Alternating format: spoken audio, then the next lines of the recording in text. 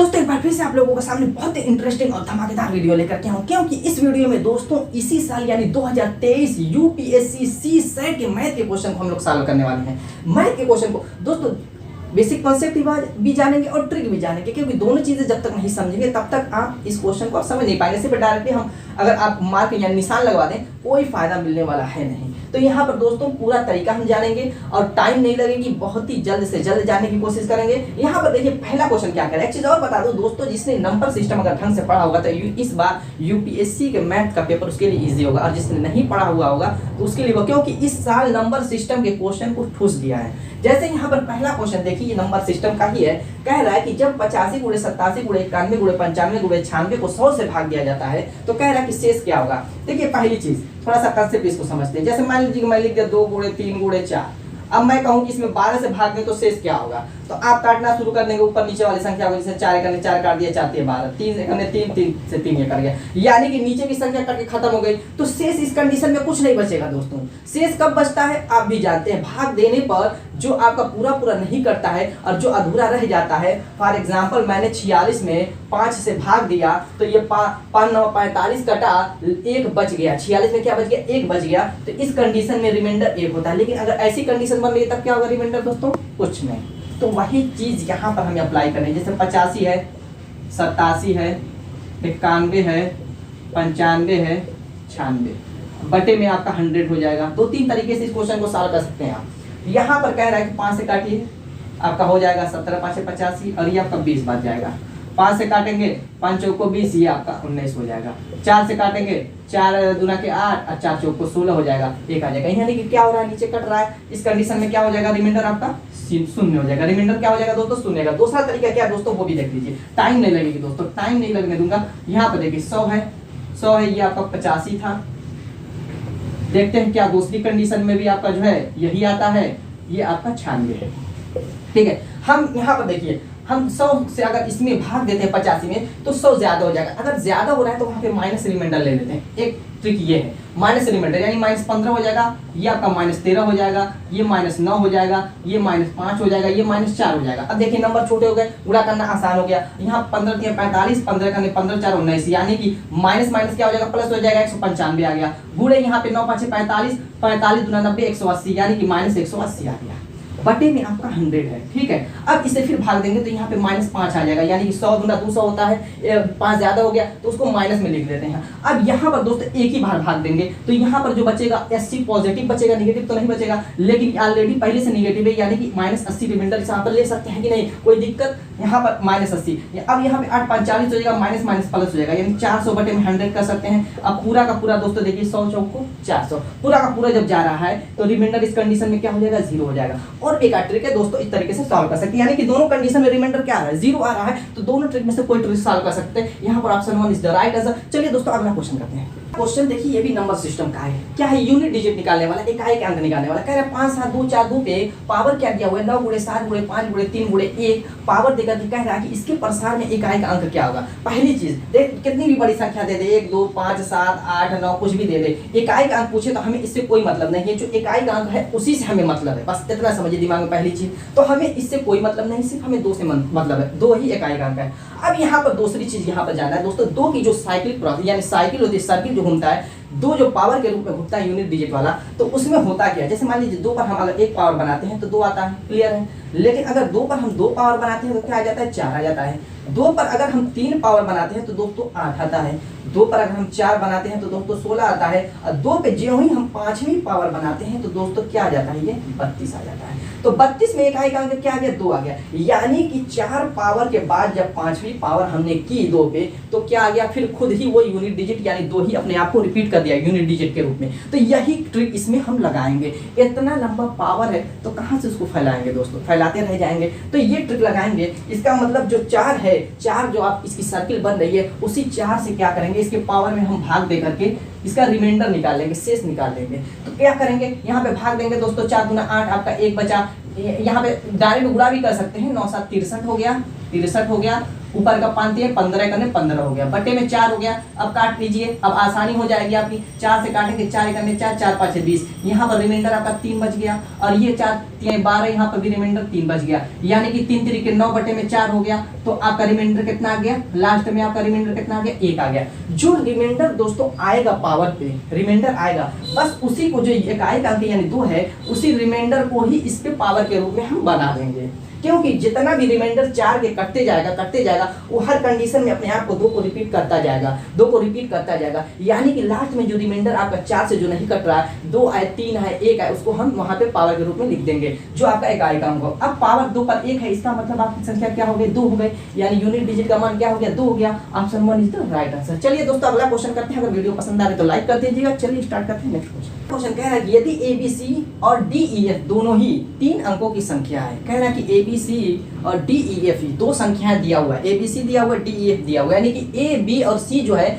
इन संख्याओं के अंक है, A अंक है, B अंक है, C अंक है, और D अंक है, E अंक है, F अंक है, यानी 3 अंकों की ये संख्या है। कह रहा है कि इस प्रकार है कि A, B, C, D और F भिन्न शून्योत्तर अंक, भिन्न शून्योत्तर, यानी कि एक तो इनके अंक जो है रिपीट नहीं कर रहे हैं, जैसे अगर A 2 है तो B 2 नहीं हो सकता, B 3 है तो C 3 नहीं हो सकता, और साथ साथ 0 भी नहीं हो सकते है। तो कह रहा है कि इस प्रकार, फिर आगे भी कंडीशन लगा रहा है, इस प्रकार है कि ABC प्लस DEF, यानी इनके अंकों का योग कह रहा है कि 1111 है, 1 1 1 4 1 है, तो A plus B plus C plus D plus E plus F क्या होगा, यानी कि इनके 6 अंक जो बन रहे हैं उनका योग क्या होगा, यही पूछ रहा है। तो दोस्तों यहाँ पर देखिए, ये क्वेश्चन नंबर सिस्टम से भी है, और दूसरा दोस्तों ये लॉजिकली, इसको लॉजिकली सॉल्व करेंगे कैसे। यहाँ पर देखिए A, B और C है, कह रहा है कि D, E और F है, तो यहाँ पर सारी कंडीशन भी लगा दी कि ABC जो है भिन्न है, यानी कि ये जो अंक है भिन्न आएंगे। तो कैसे इसको सेट हम करें, कैसे हम सेट करें कि नीचे जो है आपका जोड़ने पर 1 1 1 इस तरीके से 4 है, आपको सेट करना है,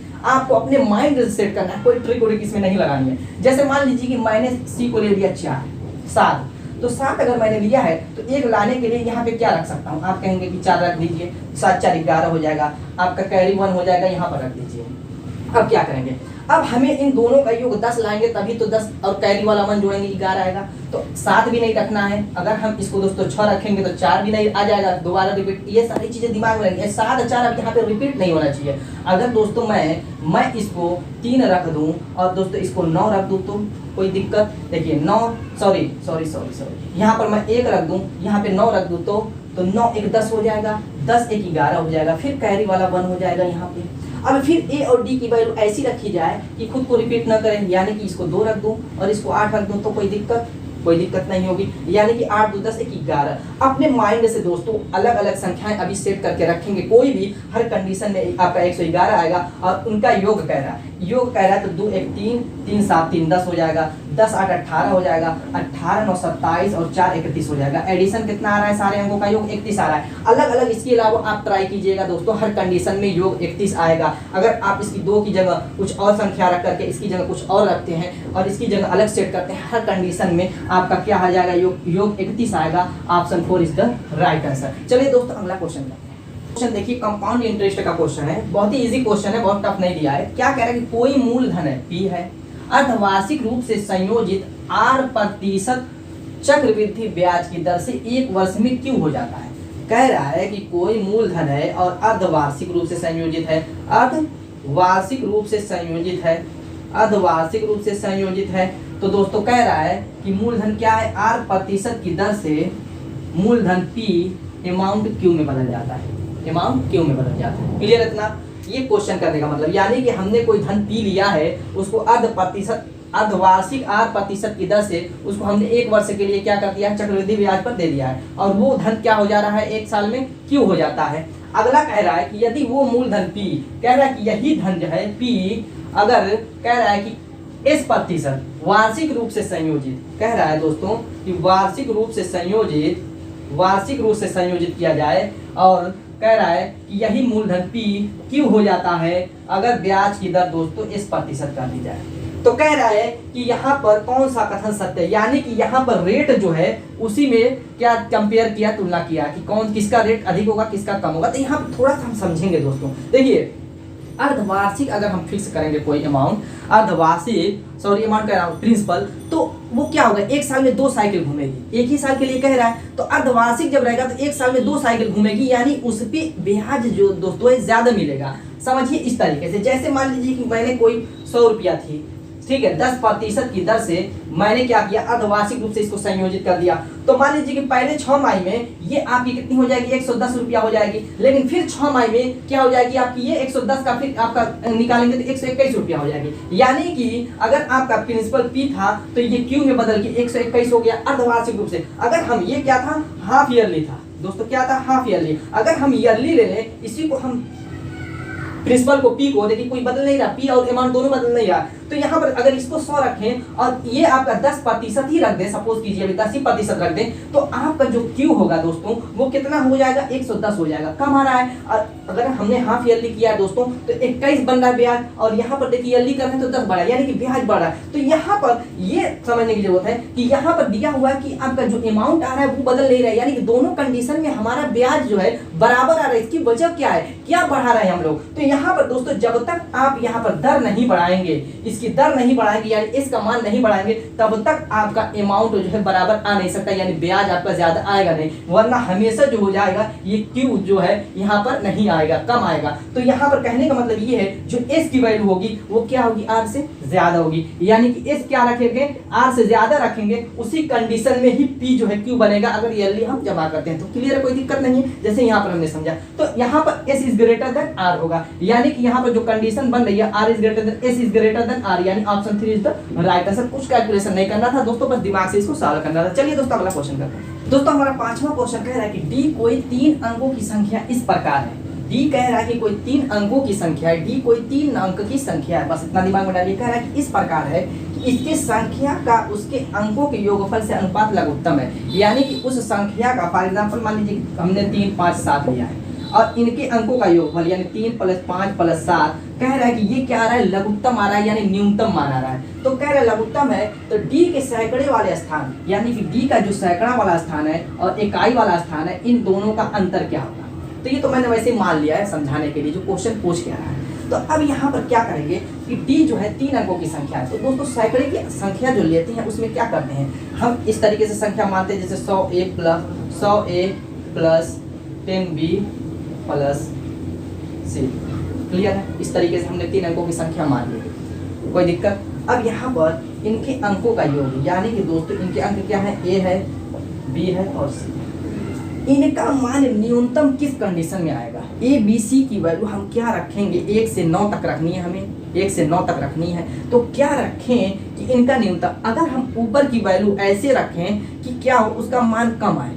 अगर ऊपर की वैल्यू का मान हम कम ला देते हैं और नीचे की वैल्यू का मान हम ज्यादा लाने की कोशिश करते हैं, तो यही एक कंडीशन बनेगी जिस कंडीशन में भाग देने पर क्या होगा, कम आएगा। मेरे कहने का मतलब आपको समझ में आया, यानी कि जैसे यहीं पर देख लीजिए हमने क्या किया, इसको 357 कर दिया। अगर यहाँ पर हम 735 कर देते इसको हेर फेर करके, तो ये ज्यादा बड़ी हो जाती। उस कंडीशन में भाग देने पर इसमें जो है मान ज्यादा आता, ग्रेटर आता, लेकिन ये 357 है, हमने क्या किया, इसको न्यूनतम कर दिया, तो इस कंडीशन में क्या हो जाएगा, लघुत्तम आएगा। तो यही मेन ट्रिक लगानी है दोस्तों। तो अब यहाँ पर 1 से 9 तक की संख्या में A का मान हम अगर 1 रखेंगे तभी ये सबसे छोटी संख्या बनेगी, क्योंकि सैकड़े के स्थान पर अगर हमें 1 रख देते हैं, जैसे 1 हमने रख दिया और यहाँ पर दोस्तों आगे कुछ भी संख्या सेट करेंगे उस हिसाब से अभी तो रखेंगे, तो आपकी न्यूनतम संख्या अगर हम यहाँ पर 9 रख देते हैं तो दोस्तों 923 बन सकती है या कुछ भी बन सकती है। हमने 1 रखा तो 123 बन सकती है, 129 बन सकती है, 128 बन सकती है, कुछ भी बन सकती है। तो यहाँ पर ये 1 रखा है तो छोटी संख्या बनेगी, तो भाग देने पर मान क्या हो जाएगा, कम से कम आएगा। बस यही दिमाग में डालना है। तो A का मान हमने 1 रख दिया, ठीक है। हमें 2 ही मान लेकर के चलना है, ये आपका जो है सैकड़े वाले स्थान का और इकाई वाले स्थान का, और बीच में हमें कोई मतलब उतना है नहीं। तो अब यहाँ पर मान लीजिए कि हमने इसका मान 1 रख दिया।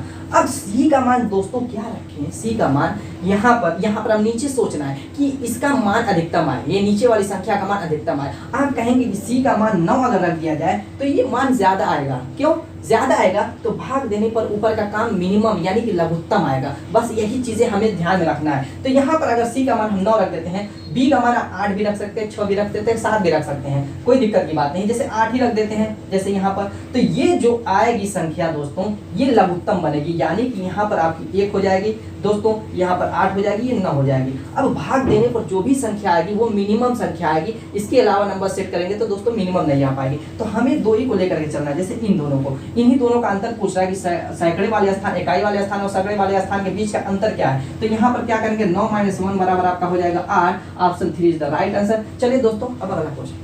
तो देखिए अगला क्वेश्चन कह रहा है कि 5 धन पूर्णांक संख्याएं हैं। P Q R S T कह रहा है कि 5 धन पूर्णांक संख्या, आवश्यक नहीं कि ये क्रम में हो, यानी किसी को भी सम मान सकते हैं, किसी को भी विषम मान सकते हैं, क्योंकि आगे कह रहा है 3 सम है और उनमें से 2 विषम है। ये 5 जो संख्याएं दिया हुआ है, क्वेश्चन को पहले समझिए, पी क्यू आर एस और टी 5 संख्या दिया हुआ है और कह रहा है कि इसमें से हम किसी को भी 3 को ले सकते हैं। जैसे इनको अगर हमने सम ले लिया तो ये 2 बची होंगी, ये आपकी विषम हो गई। क्लियर है, जरूरी नहीं कि यही हो, कह रहा है कि आवश्यक नहीं कि ये क्रम में हो। यहाँ पर से भी 3 इसको हम ले सकते हैं सम, बाकी ये पी और टी को हम भी सम ले सकते हैं। तो दोस्तों किसी को भी आप मान सकते हैं, ये आप फ्री हैं इसके लिए। अब चलिए आगे कह रहा है कि अगर 3 सम है और 2 विषम है तो निम्नलिखित पर विचार कीजिए। कह रहा है कि p + q + r - s - t, यहाँ पर क्या है, s - t है। s - t निश्चित रूप से सम है। क्या कह रहा है कि s - t ये आपका दिया हुआ है, p + q + r - s - t निश्चित रूप से सम है। तो यहाँ पर सबसे पहली चीज आड और इवन का योग आपको पता होना चाहिए कि उनको जोड़ने पर क्या मिलता है। जैसे मान लीजिए कि हमने सम को सम से जोड़ा, सम को सम से जोड़ा तो आपका क्या मिला, 4, यानी सम ही मिला। यही चीज अगर हमने विषम को विषम से जोड़ा तो आपका 6 मिला, यानी कि सम मिलता है। विषम को भी जोड़ने पर सम मिलता है, सम को भी जोड़ने पर भी सम मिलता है। तो अब यहाँ पर अगर हम घटाने वाला काम करते हैं, जैसे विषम में से सम को घटा दिया तो आपका विषम मिला। इसी तरीके से अगर हम 2 से गुणा करने वाला काम करते हैं, जैसे 2 में अगर हमने सम या विषम का गुणा किया, जैसे 4 मिला, सम में गुणा किया 2 से तो भी आपका क्या मिला, सम मिला। अगर 2 का हम विषम में गुणा करते हैं तो भी आपका क्या मिलता है, सम मिलता है। इन्हीं चीजों को आपके दिमाग में बैठा लेना है दोस्तों, बस अभी क्वेश्चन सॉल्व हो जाएगा। तो क्या करेंगे, अगर हमने इन तीनों को p q + r को अगर सम मान लिया है तो सम में सम को जोड़ेंगे, सम आएगा। फिर इन दोनों को लेकर के जोड़ेंगे, यानी q + r को, यानी सम में सम जोड़ेंगे तो क्या हो जाएगा, सम। यानी कि p + q को जोड़ने पर दोस्तों सम में सम जोड़ने पर सम आया, फिर जो सम आया उसको r में जोड़ दिया सम में तो भी क्या आया, सम आया, यानी इवन आ गया। क्लियर है। अब यहाँ पर अगर हम माइनस कॉमन ले लेते हैं दोस्तों, यहाँ पर देखिए प्लस हो जाएगा, s + t करना है। s + t दोस्तों क्या करने का मतलब है, इसको हमने विषम माना है। s यानी 3 है, t समझिए आपका 5 है, तो 5 3 हो जाएगा 8, यानी इन दोनों को जोड़ने पर भी इवन आएगा। और इवन में से इवन को घटाने पर क्या आता है दोस्तों, इवन आएगा। आप देख लीजिए यहाँ पर हमने सम में से सम को घटाया तो क्या आया, सम आया। तो कह रहा है कि निश्चित रूप से सम है, बिल्कुल सही है। अब अगला देखिए, कह रहे हैं कि 2p + q + 2r - 2s + t। आप फ्री हैं दोस्तों, किसी को भी कुछ भी मान सकते हैं, किसी को सम, लेकिन 3 को सम माना। मान लीजिए कि ये सभी को 2 वाले को हमने क्या मान लिया, सम मान लिया। क्या मान लिया, सम मान लिया। और इसको q और t को हमने भी सम मान लिया। तो दोस्तों जब 2 से हमने गुणा कर दिया, 2 से, तो ये सारे के सारे सम है, सम में 2 का गुणा करेंगे, हर हाल में सम ही रहेंगे, इसका कोई मैटर नहीं, यानी 2 का कोई मैटर ही अब नहीं है। अब यहाँ पर देखिए 2r प्लस है, 2p प्लस है, यानी इवन में इन दोनों को अगर हम जोड़ते हैं तो इवन ही मिलेगा, और इवन में से इवन को घटाएंगे तब भी आपका इवन मिलेगा, यानी सम मिलेगा। अब यहाँ पर देखिए q और t है, q और t का मतलब विषम में विषम को जोड़ते हैं तो दोस्तों क्या मिलता है, आपका सम ही मिलेगा, सम ही मिलेगा। फिर सम को सम में यहाँ पर जोड़ देंगे तो भी आपका मिलेगा, सम ही मिलेगा। दोस्तों यहाँ पर 2-3 कंडीशन आप ट्राई करके देख लीजिएगा, कभी विषम आएगा, कभी सम आएगा, कभी विषम आएगा, सम आएगा। तो लेकिन यहाँ पे निश्चित रूप से कह रहा है कि विषम आ रहा है, तो यहाँ पर गलत हो जाएगा, क्योंकि ये निश्चित रूप से नहीं है, कभी सम आ सकता है, कभी विषम आ सकता है। तो दोस्तों यहाँ पर सिर्फ ऑप्शन 1 इज द आपका सही है, यानी केवल 1। चलिए दोस्तों अगला क्वेश्चन है, नंबर सिस्टम का क्वेश्चन है, बहुत ज्यादा वायरल क्वेश्चन है, इस पे मैं खुद 60 वीडियो बना चुका हूँ। चलिए दोस्तों, ये तो यूपीएससी में भी आपका पूछ दिया। क्या कह रहा है कि एक्स वाई और जेड के मानों के किसी भी चयन के लिए एक्स वाई जेड के रूप की 6 अंकों की संख्या किससे भाज्य हो। यानी कि जैसे एक्स वाई जेड 3 नंबर है, यहाँ पर देखिए 1 2 3 है, ठीक है। अब इनसे जो है कोई भी चयन कर सकते हैं, इसमें जरूरी नहीं है जैसे 2 5 7 है, 2 5 7 है, या 2 9 8 है, या 3 9 8 है, जैसे आप यहाँ पे ले लिया 3 अंक, इससे बनाइए। लेकिन क्या कंडीशन आगे कर एक्स वाई जेड, इससे जो है 3 अंकों को फिर रिपीट करके 6 अंक की संख्या बनाई जाती है। तो ये जो 6 अंक की संख्या किससे कटेगी, किससे कटेगी दोस्तों। कह रहा है कि 7 11 से, 11 13 से, 7 13 से, 7 11 13 से। देखिए दोस्तों एक चीज मैं बता दूं, 7 और 11 और 13 का जब एलसीएम लेंगे आप, एलसीएम लेंगे 7 11 13 तीनों से कटने का मतलब उनका जो एलसीएम आएगा वही है, जो कि वही संख्या मिलेगी जो 7 11 13 तीनों से कटे। तो इनका जब एलसीएम आप लेते हैं तो 1001 आता है, 1001 आता है। यानी कि 1001 का मतलब दोस्तों, अगर हम इसमें किसी भी 3 नंबर की संख्या से गुणा करें गुणा करें तो यहाँ पर एक्स वाई जेड और फिर यहाँ पर एक्स वाई जेड, यानी कि वही नंबर आपका 6 अंक का बन जाएगा और रिपीट कर जाएगा, वही अंक जो है बार बार रिपीट करेगा। देखिए एक्स वाई जेड, या यहाँ पर आपने अगर इसी से गुणा कर दिया 3 9 8 से, तो दोस्तों यहाँ पर देखिए 3 9 8 और फिर 3 9 8 वही अंक। मेरे कहने का मतलब ये है दोस्तों कि आप कभी भी जिंदगी में आपको 6 अंक की संख्या दिख जाए और उसी 3 नंबर को दोबारा रिपीट करके बनाई गई हो, तो वो संख्या 7 11 13 तीनों से कटेगी, यानी option 4 is the right answer. चलिए दोस्तों अगला क्वेश्चन। क्वेश्चन क्या कह रहा है कि 125 सर्वसम घन है, यानी कि 125 हमने क्या ले लिया, क्यूब ले लिया है, जो कि क्या है सभी बराबर है। यानी कि इस तरीके से हमने 125 क्यूब लिया है दोस्तों इस तरीके से, और कह रहा है कि सभी बराबर है, और कह रहा है कि एक घनाकार खंड के रूप में व्यवस्थित कर दिया गया। फिर इसको हमने क्या किया, एक घनाकार के रूप में, फिर एक यानी कि इन छोटे छोटे घनों को मिला करके एक मैंने बड़ा घन बना लिया। इसके कहने का मतलब ये है। तो कह रहा है कि कितने घन ऐसे हैं जिनके चारों तरफ जो है अन्य घनों से टच कर रहे हैं, यानी कि चारों तरफ घनों से घिरे हुए हैं, ऐसे घन इसमें कितने हैं। तो दोस्तों मान लीजिए कि पहले तो हम पता करेंगे कि किस शेप में, इस तरीके से मान लीजिए इनको छोटे छोटे को मिला करके हमने बड़ा घन बनाया, तो ये किस शेप में बनाया होगा, 4x4 5x5 6x, ये तो नहीं पता रहेगा। तो कैसे करेंगे, यहाँ पर देखिए 125 का क्यूब रूट निकाल दीजिए, यानी आएगा 5, जो 5 होगा यानी कि ये 5x5 के शेप में इस तरीके से बना होगा।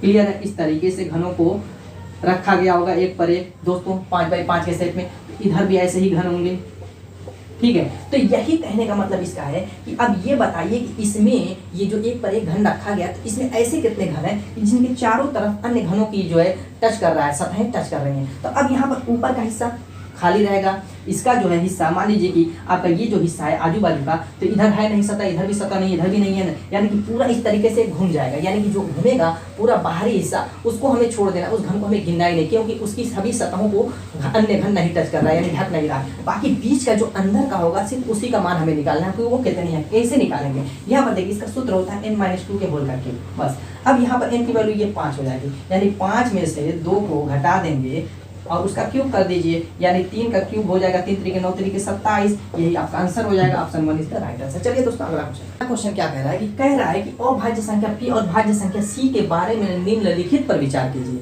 अभाज्य और भाज्य संख्या आप समझ रहे हैं, अभाज्य यानी प्राइम नंबर, जैसे आपका 2 हो गया, 3 हो गया, आपका 5 हो गया, 7 हो गया, 11 हो गया, 13 हो गया, ये सब क्या अभाज्य नंबर है, यानी इसको हम p की वैल्यू किसी को भी ले सकते हैं, वो आपके ऊपर छोड़ा है। देखिए दोस्तों इस बार जितना भी देखिए सी सेट का क्वेश्चन ऐसे अधिकतर मिल रहे हैं जो आपके ऊपर छोड़ दिया है, यानी कि लॉजिकली जिसको हम सॉल्व कर सकते हैं। अब यहाँ पर कह रहा है कि सी है जो कि भाज्य, जैसे 4 है, 8 है, 9 है, इस तरीके की संख्याएं हैं। तो कह रहा है कि अगर ऐसी है तो p + c p - c हम निम्नलिखित पर विचार करने के लिए कह रहा है, और उसी पे आंसर क्वेश्चन का आंसर हमें दे देना है। अब यहाँ पर कौन सा सही कौन सा गलत है तुरंत चुन लीजिए। p + c p - c कह रहा है कि p + c बटे में p - c क्या सम हो सकता है। तो यहाँ पर देखिए p + c, अगर हम एक को किसी को उठा लेते हैं p + c, ये मान लीजिए कि इन्हीं दोनों को हमने उठा लिया, तो 2 + 4 बटे में 2 - 4, यानी कि 2 बटे में 6 बटे में 2 आएगा, यानी 6 बटे में -2 यानी कि -3 आएगा। क्या आ रहा है, विषम आ रहा है, विषम आ रहा है। लेकिन कह रहा है कि सम हो सकता है, यानी कि एक भी कंडीशन मिल जाएगी। जब हो सकता है कह दिया, निश्चित रूप से लगाएगा तो हर हाल में हर कंडीशन आपकी आनी चाहिए, लेकिन यहाँ पे कह रहा हो सकता है। तो एक बार और चेक कर लीजिए, जैसे मैंने ले लिया है 3 ले लिया आपका प्राइम नंबर, और 9 ले लिया आपका जो है भाज्य संख्या। यहाँ पर दिया 3 + 9 3 - 9, ठीक है। तो यहाँ पर 9 3 12 हो गया, बटे में आपका दोस्तों कितना गया -6, यानी 6 दूना के 12 -2 आ गया। यानी कि यहाँ पर क्या आ रहा है दोस्तों आपका, यहाँ पर देखिए दोस्तों सम आ रहा है, तो ये आपका क्या हो गया, सही हो गया। यानी कि एक भी मिल गया कंडीशन ऐसी, तो ये आपका सही हो जाएगा। तो इसीलिए आपके ऊपर छोड़ दिया है, इसमें से कोई चुन करके एक ला दीजिए। तो क्या हो सकता है, तो बिल्कुल सही है, हो सकता है। फिर कह रहा है 2p + c विषम हो सकता है। क्या कह रहा है कि 2p + c, तो यहाँ पर मान लीजिए कि हमने 2 ले लिया, तो 2 दूना के 4 प्लस c की वैल्यू आपने 4 ले ली, तो क्या आ गया 8 आ गया।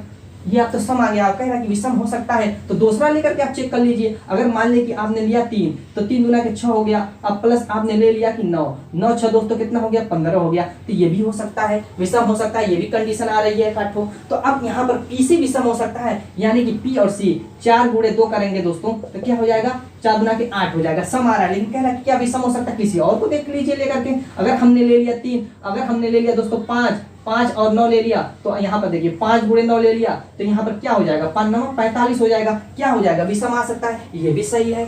तो दोस्तों हो सकता है लगा दिया, इसीलिए कोई भी कंडीशन मिल जाएगी एक दो ठो तो आप सही पर टिक लगा सकते हैं। तो यहाँ पर देखिए option D is the right answer, यानी 1 2 3 तीनों सही है। चलिए दोस्तों अगला क्वेश्चन है, क्या कह रहा है कि किसी 3 अंकों की संख्या ए बी सी को डी से गुणा करने पर गुणनफल 37 डी डी प्राप्त होता है, जहां ए बी सी डी भिन्न शून्योत्तर संख्याएं हैं। तो ए प्लस बी प्लस सी की वैल्यू पूछ रहा है दोस्तों, कैसे निकालेंगे? क्या कह रहा है क्वेश्चन कि ए बी सी को जब डी से गुणा किया जाता है दोस्तों तो गुणनफल 37 डी डी प्राप्त होता है, जहां पर क्या कह रहा है भिन्न शून्योत्तर, एक तो ए बी सी में किसी की वैल्यू 0 नहीं आनी चाहिए, दूसरी एक दूसरे को रिपीट नहीं करनी चाहिए। ठीक है, क्लियर है। अब यहाँ पर डी की वैल्यू क्या रखेंगे? अगर आप 2 रखते हैं दोस्तों, देखिए 2 रखते हैं तो ये 6 रखेंगे, 6 दूना 12 2 आ जाएगा, यहाँ पे कैरी 1 आ जाएगा। अब यहाँ पर बी की वैल्यू 5 रखते हैं तो 6 दूना 12 2 आ जाएगा, कैरी 1 आ जाएगा। अब 37 कैसे लाएंगे? 37 9 से ज्यादा रख नहीं सकते, की वैल्यू 9 रखेंगे, 9 दूना 18 को 19 आएगा तो 2 नहीं होगा, 3 तो वैसे ही नहीं होगा। तो अब 4 रख करके देख लीजिए, जैसे मैंने डी की वैल्यू 4 रख दी, डी बराबर हमने 4 रख दिया, तो 4 रखेंगे तो यहाँ पर 6 रखिए,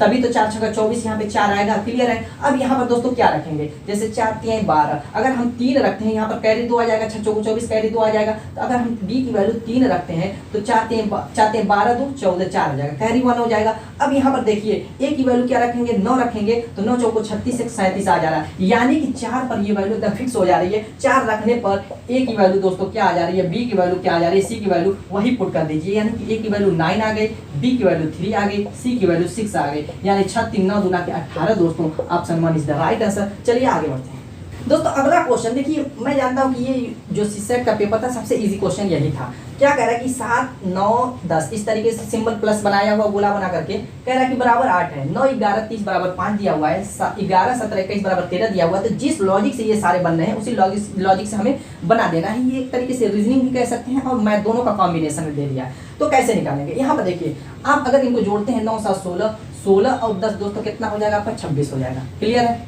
ये जोड़ आया 26 आ गया। चलिए अब यहाँ पर जोड़ते हैं दोस्तों, 11 और 17 आपका 28, 28 एक 29, 29 और 20 आपका दोस्तों कितना हो जाएगा? 29 और 20 आपका 49 हो जाएगा।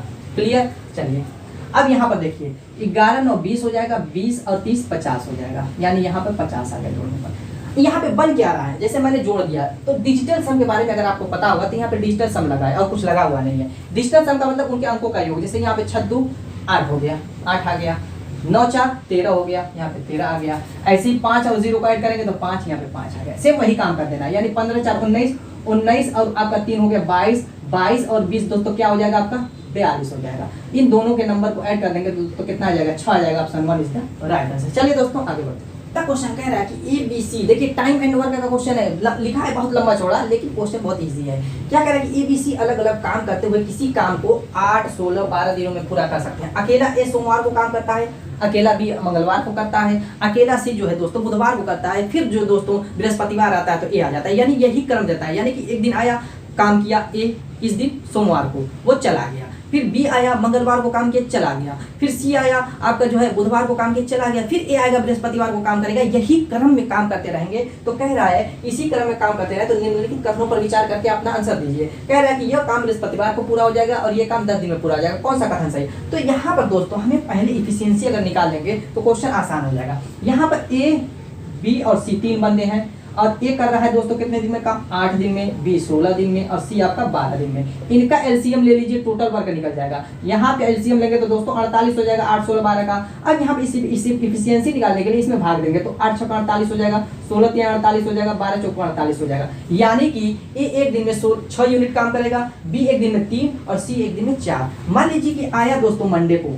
ए आया मंडे को और काम किया कितना? 6 यूनिट काम। और इसी तरीके से मंडे के बाद ट्यूसडे आया बी और कितना यूनिट काम किया? 3 यूनिट। ट्यूसडे के बाद वेडनेसडे को दोस्तों आया कौन सा? सी और इसने काम किया 4 यूनिट। यानी कि 3 दिन में इन्होंने 6 3 9 4 13 यूनिट काम किया। तो दोस्तों हमें टोटल काम करवाना है 48 यूनिट। तो 48 यूनिट निकालने के लिए क्या करेंगे दोस्तों? 48 यूनिट के लिए हमें करना क्या है? ये 13 की साइकिलिंग 3 बार चलाइए, 3 बार चलाएंगे तो 13 3 39 हो जाएगा। 3 बार जब चलेगी साइकिलिंग तो यहाँ पर 39 हो जाएगा, लेकिन हमें लाना है 48 यूनिट का। कितना? 48। अभी भी इसमें कम है, कितना कम है दोस्तों? 9। तो अब यहाँ पर 10वें दिन, यहाँ तो 9 दिन काम होगा तो 39 यूनिट काम हो जाएगा। 10वें दिन फिर कौन आएगा? ए आएगा। 10वें दिन ए आएगा, 6 यूनिट काम करेगा तो 39 6 दोस्तों कितना हो जाएगा, 45 हो जाएगा। फिर 11वें दिन दोस्तों बी आएगा, बचा हुआ काम कितना है, 3 यूनिट, तो 3 यूनिट वो काम कर ही रहा है दिन में, तो आपका दोस्तों कितना हो जाएगा, 48 यूनिट टोटल काम हो जाएगा। यानी कि ये 9 तो 11वें दिन काम हो रहा है, 11वें दिन काम पूरा हो रहा है। और कौन से दिन हो रहा है काम, यहाँ पे देखिए मंडे से मंडे कितना हो जाएगा, 8 दिन हो जाएगा, 8 दिन हो गया। और बाकी दोस्तों आपका कितना बचा हुआ, 11 में 3 दिन, तो मंडे के बाद आपका जो है ट्यूसडे वेडनेसडे थर्सडे यानी बृहस्पतिवार आ जाएगा। मंगल देखिए सोमवार के बाद क्या आता है, मंगल आता है, बुध आता है, बीफा आता है, 8 3 11 यानी बीफा वो काम खत्म होगा 11वें दिन। 11वें दिन या 11 दिन में बृहस्पतिवार को काम क्या हो जाएगा, समाप्त हो जाएगा। अब इन्हीं दोनों से आप इसको निकालिए, कह रहा है कि यह काम बृहस्पतिवार को पूरा होगा, ये तो आपका बिल्कुल सही है। यह काम 10 दिनों में पूरा होगा, ये आपका रॉन्ग है क्योंकि ये काम 11 दिन में पूरा हो रहा है। तो यहाँ पर देखिए केवल एक सही है, option A is the right answer. चलिए दोस्तों अगला क्वेश्चन कह रहा है कि मान लीजिए मैंने क्या किया, नंबर सिस्टम के क्वेश्चन को इसमें भर दिया एकदम से। मान लीजिए x कोई धन पूर्णांक संख्या इस प्रकार है कि 7x + 96 विभाज्य x से, यानी कि 7x + 96 कह रहा है कि x से क्या है, विभाज्य है। तो कह रहा है कि x के कितने मान संभव हो सकते हैं। यहाँ पर देखिए दोस्तों 7x इसको क्या 7x बटे में x + 96 बटे में x भी तो लिख सकते हैं, कोई दिक्कत नहीं होगी। तो इसका हमारा मैटर खत्म हो जाएगा क्योंकि 7x जब x के गुणे के रूप में है तो x से कट जाएगा। अब बचा हुआ है 96 बटे में x, यानी कि दोस्तों ये 96 की पॉसिबिलिटी हमारी निकाली है। x के जो है मान हम संभव मान निकाल लेंगे, इसी से 96 के हम क्या करेंगे, फैक्टर निकालेंगे, यानी कुल गुणनखंडों की संख्या। इसका तरीका ये होता है कि 96 के कुल गुणनखंडों की संख्या निकाल लीजिए। तो कैसे निकालेंगे, यहाँ पर आप अगर इसको गुणनखंड में तोड़ते हैं तो 32 गुणे 3 दूना के 6, 3 बार टूटेगा। अब यहाँ पर 32 को लिख सकते हैं आप 2 दूना के 4 दूना के 8 दूना के 16 दूना के 32, यानी 2 पर 5 पावर, 3 पर 1 पावर। देखिए दोस्तों टोटल गुणनखंड निकालने के लिए क्या करते हैं कि प्राइम नंबर की पावर के रूप में उसको तोड़ देते हैं, प्राइम नंबर की पावर के रूप में, इससे आसान हो जाता है। आसान कैसे हो जाता है, हमें सिर्फ अब पावर से मतलब है, बेस से कोई मतलब नहीं, क्योंकि हमने प्राइम नंबर में तोड़ दिया। तो यहाँ पे 5 पावर 1 पावर करना क्या है, इन पावर में 1 1 ऐड कर देना है, यानी कि 5 1 6 हो जाएगा। और गुणा बनाना है 1 1 2 कर देना, यानी कि 6 दूना के 12, यानी कि x के 12 मान संभव है। तो दोस्तों option 3 is the right answer. चलिए दोस्तों आगे बढ़ते हैं। ये दोस्तों ये भी क्वेश्चन बहुत ही इंटरेस्टिंग है, इसमें भी आप अपने माइंड का यानी लॉजिकली इस क्वेश्चन को हम सॉल्व करेंगे। कैसे, यदि पी क्यू आर तथा एस एक अंक वाली भिन्न धनात्मक संख्याएं हैं, दो चीजें लगाए, एक तो कह रहा है कि एक अंक वाली है, दूसरा कह रहा है कि भिन्न है धनात्मक संख्या, यानी कि रिपीट नहीं हो रही, पी क्यू आर चारों का मान अलग अलग है। तो कह रहा है कि P plus Q R plus S का महत्तम मान यानी अधिकतम मान क्या होगा। यहाँ पर अगर पी क्यू आर और इस की वैल्यू हम पुट करेंगे तो क्या रख सकते हैं दोस्तों, अधिकतम मान लाना है। तो जाहिर सी बात है हम 9 लेंगे, 8 लेंगे, 7 लेंगे, 6 लेंगे, 9 की तरफ से बढ़ेंगे ऐसे। तो अब इनका मान किस तरीके से संयोजित करें, जैसे एक तरीके से तो ये है 6 + 7 ले सकते हैं और 8 + 9 ले सकते हैं। 9 8 17 13, 13 गुणे 17 आपका हो जाएगा 17 या 51 17, यानी कि 221 आएगा। एक मान ये आएगा, लेकिन दोस्तों मान सही नहीं, हमें लाना है महत्तम मान। और ट्राई करेंगे, यहाँ पर देखिए अगर दोस्तों हम 8 और 7 को एक साथ रख देते हैं और 9 और 6 को एक साथ रख देते हैं तो 9 6 15, 9 6 15, यानी 15 गुणे 15 बराबर आपका हो जाएगा 225। ये दोस्तों आपका अधिकतम मान आ गया। कितना आ रहा है 225। एक आध और ट्राई कीजिएगा, लेकिन मैक्सिमम मान यही आएगा 225। इसके अलावा कई एक आध और तरीका है, नहीं आएगा, 224 आएगा। मैक्सिमम मान आपको निकालना है क्योंकि महत्तम ही मान पूछ रहा है, तो 225 option 2 is the right answer. चलिए दोस्तों अगला क्वेश्चन है। अगला क्वेश्चन देखिए बहुत ही इंटरेस्टिंग क्वेश्चन है। कह रहा है 9 को 99 बार लिखकर कोई संख्या n बनाई जाती है। कह रहा है कि कोई संख्या n बनाई जाती है, 9 को ऐसे 99 बार डाट डाट डाट 9 टर्म तक लिख करके दोस्तों कोई संख्या बनाई जाती है। और कह रहा है कि उसमें 13 से अगर हम भाग दे दें तो शेषफल क्या बचेगा। अगर ऐसे नॉर्मली भाग देंगे तो दोस्तों बहुत टाइम लग जाएगी, तो इसकी ट्रिक क्या होती है वो जानिए। जैसे मान लीजिए कि हमने 9 में 13 से भाग दिया तो शेष आपका रिमाइंडर क्या आ गया, 9 आ गया। चलिए 99 में 13 से भाग दिया तो 13 7 91 आपका क्या आ जाएगा, रिमाइंडर 8 आ गया। चलिए यहाँ पर 9 से 99 में 13 से हमने भाग दिया तो ये आपका 89 होगा। 89 का मतलब 13 78 11 आ गया। इसी तरीके से 4 तो 9 बना करके अगर हम 13 से भाग दें तो ये आपका 119 हो जाएगा और 13 9 117, रिमाइंडर आपका 2 बचेगा। इसी तरीके से 5 बार अगर हम दोस्तों करें तो कैसे मैं कर रहा हूँ दोस्तों, ये जो आपका बचा 29 हो गया, ये आपका बचा चौथे के बाद ये यही ना रिमाइंडर आपका बचा, तो ये 29 हो गया। तो 13 दूना 26 और 3 29 हो गया। अब इसी तरीके से 1 2 3 4 5 6 और इसमें हम 13 से भाग दें तो 39 हो जाएगा आपका दोस्तों। कितना हो जाएगा 13 39, रिमाइंडर 0 आ जाएगा। इस तरीके से रिमाइंडर आपका क्या हो गया, 0 आ गया। कितने टर्मों के बाद, 1 2 3 4 5 6, यानी कि 6 के बाद साइकिल घूम जाएगी, यानी कि हर 6 के बाद 13 से भाग देने पर ये रिमाइंडर आपका क्या हो जाएगा, 0 हो जाएगा। यानी कि 1 2 3 4 5 2 2 4 6, 6 के बाद ये पूरा 0 हो जाएगा, फिर 6 के बाद 0 हो जाएगा, 6 के बाद 0 हो जाएगा। तो यानी कि दोस्तों 99 में अगर हम 6 से भाग दे दें, यानी कि 6 करने 6 और आपका दोस्तों क्या बचा, 6 6 को 36, तो शेष आपका रिमाइंडर आपका क्या बच जाता है, 3, यानी कि 3 ठो 9 लास्ट में बच जाएगा, बाकी सबका रिमाइंडर आपका कट के 0 हो जाएगा। यानी कि हमें सिर्फ दोस्तों करना क्या है, 3 ठो 9 लिख करके उसमें 13 से भाग दे देना है, बस यही करना था। इतना झमेला करके यही हमारा आपका साहस निकला। अब चलिए दोस्तों निचोड़ जो निकला हुआ है आपका, देखिए तीसरे टर्म पे क्या आ गया, आपका 11 आ गया, यानी कि रिमाइंडर आपका क्या हो गया, 11। यही आपका आंसर हो गया, option 1 is the right answer. चलिए दोस्तों नेक्स्ट क्वेश्चन करते हैं। देखिए दोस्तों अगला हमारा क्वेश्चन क्या कह रहा है कि 9 अंकों की किसी संख्या का प्रत्येक अंक 1 है, यानी कि 9 अंक की ऐसे संख्या बनाई गई है जिसका प्रत्येक अंक क्या है, 1 2 3 4 5 6 7 8 9। 9 अंकों की ऐसे संख्या बनाई गई है जिसका प्रत्येक अंक कह रहा है 1 है, और इस संख्या को उसी संख्या से गुणा कर दिया जाए, यानी कि समझ लीजिए कि इसका स्क्वायर कर दिया जाए। क्या कर दिया जाए, उसी संख्या का उसी संख्या में गुणा कर दिया जाए, यानी स्क्वायर कर दिया जाए, तो परिणामी संख्या के अंकों का योगफल क्या होगा, यानी स्क्वायर करने के बाद जो संख्या बनेगी उसके अंकों का योगफल दोस्तों क्या होगा, यही पूछ रहा है। दोस्तों बहुत ही इंटरेस्टिंग क्वेश्चन है, क्योंकि ये देखिए इस पर भी मैं वीडियो बना चुका हूँ। क्या होता है जब दोस्तों एक जैसे है 3 1 है, इसका हम स्क्वायर करेंगे तो करेंगे क्या, जैसे 3 नंबर है ना, तो 1 2 3 सीढ़ी से ऐसे चढ़ेंगे, फिर 2 1 उतर जाएंगे, इसका मान यही हो जाएगा। जैसे यहाँ पर अगर हमने 4 लिख दिया है, इसका स्क्वायर करना है तो क्या करेंगे, 1 2 3 4 तक चढ़ेंगे, 3 2 1 उतर जाएंगे, बस यही है। तो 9 तक है, तो 1 2 3 4 5 6 7 8 9 चढ़ा हमने 9 तक, उसके बाद 8 7 6 5 4 3 2 1 उतर गए। अब इन्हीं अंकों का योग निकाल लेना है। तो दोस्तों हमें योग कैसे निकालना है, यहाँ पर देखिए 9 तक चढ़ेंगे तो 9 लगातार 9 संख्या का योगफल क्या होता है, 9 × 10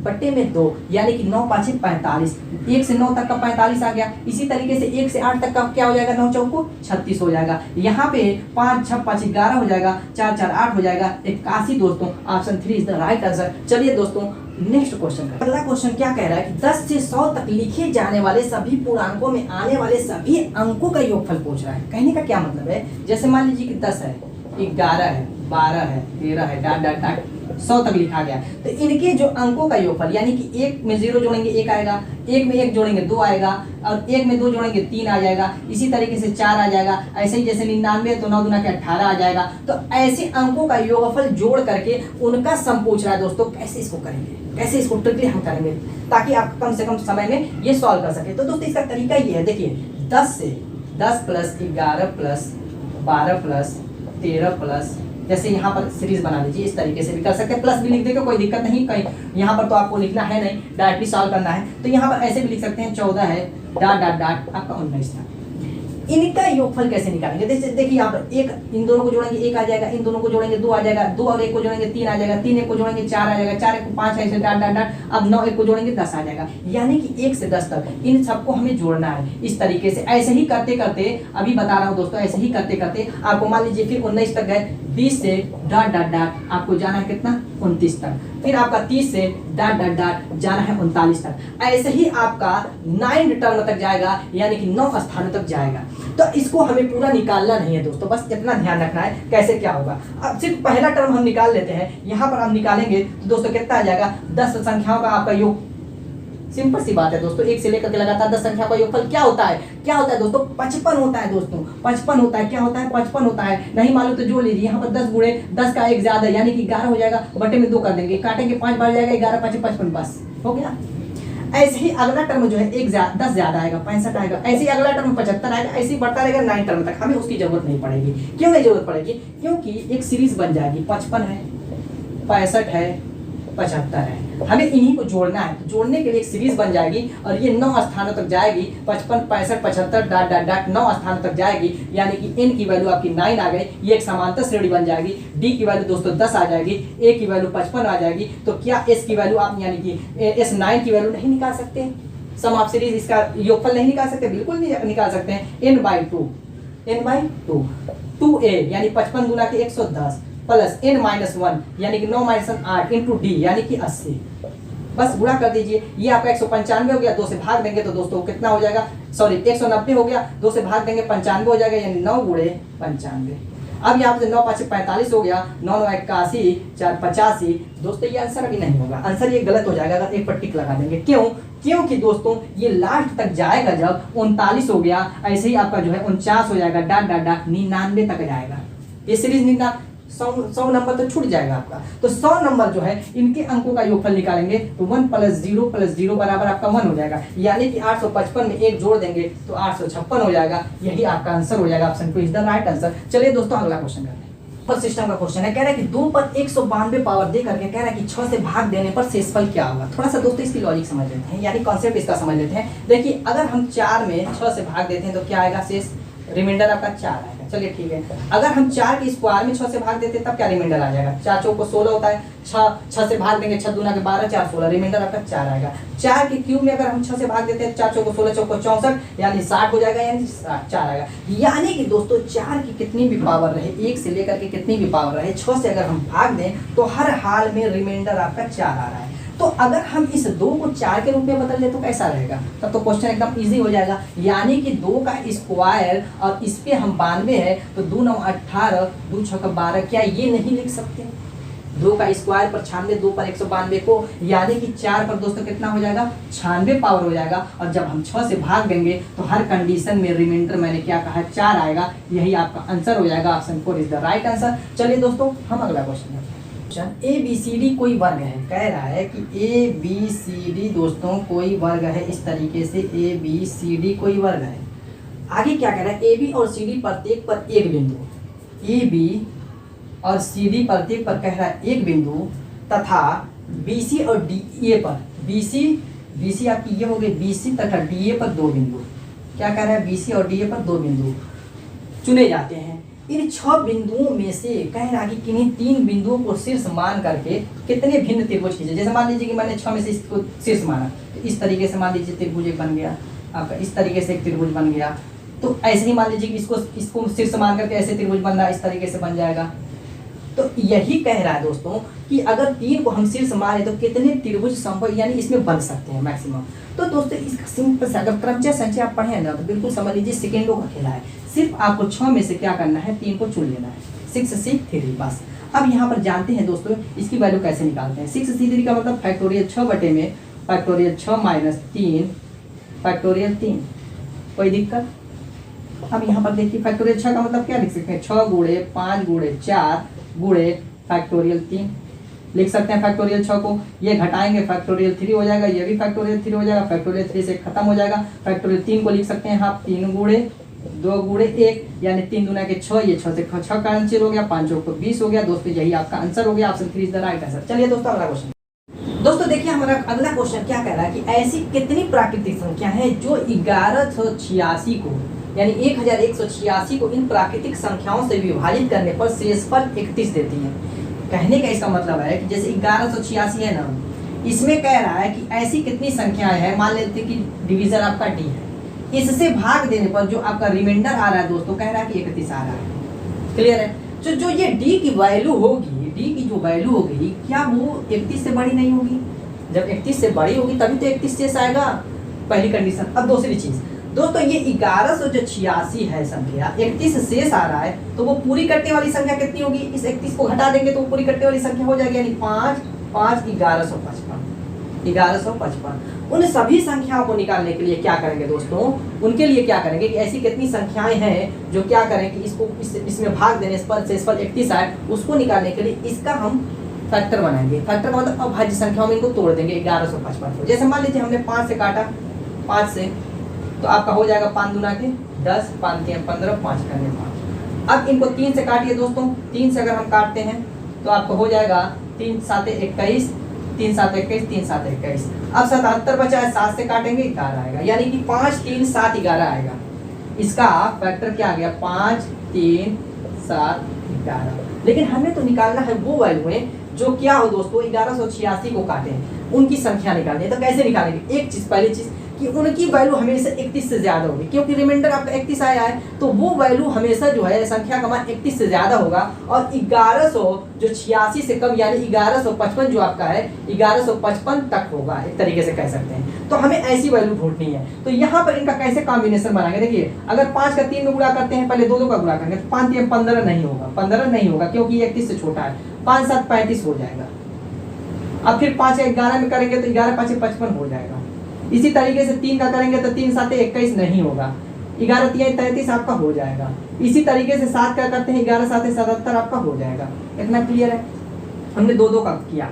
अब यहाँ पर दोस्तों हम 3 3 का करते हैं, क्या 3 3 का, तो 3 3 का करेंगे 5 3 15 7 105, क्लियर है, हो जाएगा। अब यहाँ पर देखिए अब हम करेंगे 5 7 35, अब 35 का 11 में यानी 11 5 55, 11 3 33 और 5 38 हो जाएगा, 385 ये भी हो जाएगा क्योंकि 1155 से ये भी कम है। चलिए ये हो गया। अब यहाँ पर और कॉम्बिनेशन देखिए कौन सा बन, 11 7 77, 77 का अगर 5 में गुणा करते हैं दोस्तों, 77 का अगर 5 में गुणा करते तो ऊपर संख्या लिख लेते हैं, जगह नहीं है। 77 का अगर 5 में तो 5 7 35, 5 7 35 कर दीजिए तो हो गया आपका। अब 5 3 15 का 11 में गुणा कर दीजिए, 11 5 15 15 करने 15 15 15 करने 15 16 165 हो जाएगा, क्लियर है। और देखिए बन रहा है दोस्तों तो बना लीजिए। यहाँ पर 77 कर लीजिए, 77 का 3 में कर लीजिए, 7 3 21, 7 3 21 2 23 यानी कि 231 हो जाएगा। तो यहाँ पर टोटल कॉम्बिनेशन हमारा कितना निकल कर क्या, 1 2 3 4 5 6 7 8 आया। लेकिन दोस्तों 8 आंसर नहीं होगा, क्योंकि जो 1155 होगा ये भी एक संख्या होगी जो काटेगी, क्लियर है। यानी कि जो ये 8 वैल्यू वो +1 9 वैल्यू ऐसी होगी जो कि आंसर हो जाएगी। Option number 4 is the right answer. तो दोस्तों देखिए इसमें जो कॉम्बिनेशन बनाना बारी बारी अगर लेंगे तो कंफ्यूज नहीं होगी। जैसे 5 को लिए तो 3 7 11 से करके देख लेंगे, फिर 3 को लिए 7 11 से करके देखेंगे, 7 को लिए फिर, देखिए 4 संख्याओं को लेकर के आप नहीं कर सकते। अगर आपने 11 7 3 15 को लिया तो ये बहुत बड़ी वैल्यू हो जाएगी जो कि 1155 से आपकी ज्यादा चली जाएगी, तो इनको नहीं लेंगे। फिर 3 3 का कॉम्बिनेशन हमने बनाया तो ये आपकी 2 2 4 वैल्यू आई। तो यहाँ से हमने टोटल काउंट किया और एक 1155 वाली 9 वैल्यू, यही आपकी आंसर हो गई। तो दोस्तों उम्मीद है कि आपको वीडियो पसंद आई होगी। मिलेंगे ऐसे छोटे छोटे प्यारे प्यारे धमाकेदार। हाँ दोस्तों अगर आपका कमेंट आता है तो रीजनिंग का भी जो यूपीएससी सी सेट का क्वेश्चन है वो भी हम कराएंगे, और अगर दोस्तों इसमें जो बचा हुआ मैथ का और क्वेश्चन है वो भी कराएंगे। अगर इस वीडियो पर आप लोगों को प्यार मिलता है, वीडियो को ज़्यादा से ज़्यादा शेयर मिलता है, वीडियो को ज़्यादा से ज़्यादा लाइक मिलता है तो दोस्तों, और वीडियो पर अगर आपका कमेंट आता है कि नेक्स्ट वीडियो इस पर लेकर के आइए तो ज़रूर लेकर के आएंगे। उम्मीद है कि दोस्तों वीडियो पसंद आएगी। मिलेंगे आप ऐसे ही धमाकेदार वीडियो के साथ अपने नेक्स्ट वीडियो, तब तक के लिए।